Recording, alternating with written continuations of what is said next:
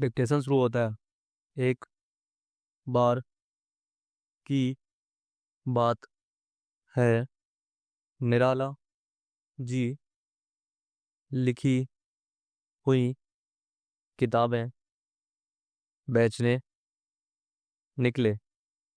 उन किताबों को बेहतरीन दाम पाकर वे बहुत खुश हुए और ठाट से घर को चल दिए। तभी उनकी निगाह एक औरत पर गई जो कि तपती दोपहर में एक पेड़ की छाया में बैठी भीख मांग रही थी। उसकी दशा बहुत ही खराब थी, जिसे देख निराला जी तुरंत ही वहां थम गए और उसकी औरत की ओर जाने लगे। निराला जी को अपने पास आता देखकर वह औरत दोनों हाथ फैलाकर उनसे भीख मांगने लगी। निराला जी जब उस औरत के पास पहुंचे तो तुरंत बोले कि आज आपको कुछ नहीं मिला। तो बूढ़ी औरत ने कहा कि बेटा, आज सुबह से ही कुछ नहीं मिला। तो निराला जी ने कहा कि आपने मुझे बेटा कहा तो आप मेरी माता हुई, और यह कैसे हो सकता है कि निराला की माताजी ऐसे राह पर बैठकर भीख मांग रही हैं। यह सुनकर उस लाचार औरत की आंखों में पानी भर आया। निराला जी कुछ पैसे उस औरत के हाथ पर रखते हुए बोले कि मैं आपका बेटा और आप मेरी माता। अब बताइए कितने दिन तक आप भीख नहीं मांगोगी तो औरत ने कहा कि 1-2 दिन तक नहीं मांगूगी बेटा।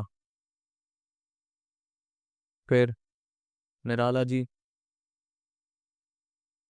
ने उसे कुछ और पैसे दिए और पूछा कि अब कितने दिन तक नहीं मांगोगी। तो औरत ने कहा कि 20 दिन तक नहीं मांगूंगी। ऐसा करते करते निराला जी ने उसे सारे पैसे उस औरत के पास दे दिए।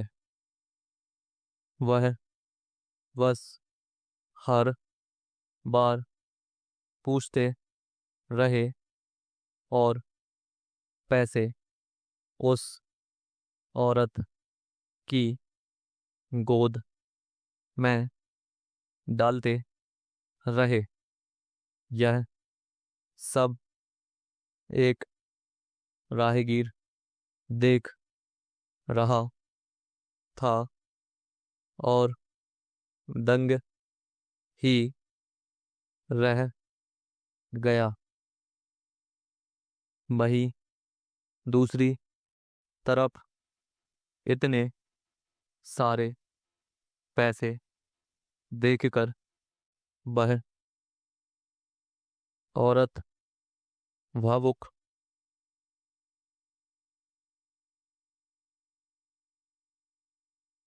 हो गई और निराला जी से कहने लगी, अब कभी भी भीख नहीं मांगूंगी। इतना सुनकर निराला जी अपने एक खास मित्र के घर चले गए और पहुंचते ही निराला जी ने अपने मित्र को रिक्शे का किराया भरने को कहा। जैसे ही उनका मित्र किराया देने लगा, अचानक से रिक्शे वाले ने सब कुछ उनके मित्र को बता दिया। यह सब सुनकर निराला जी के मित्र को रोना आ गया और रिक्शे वाले को उसके पैसे देकर विदा कर दिया। आसान नहीं होता है किसी अनजान की राह चलते मदद कर देना। निराला जी ने जो किया वह बेहद सराहनीय था। तो जो लोग महान होते हैं उनका दिल उदार और बहुत ही कोमल होता है। उनसे किसी की भी परेशानी नहीं देखी जाती।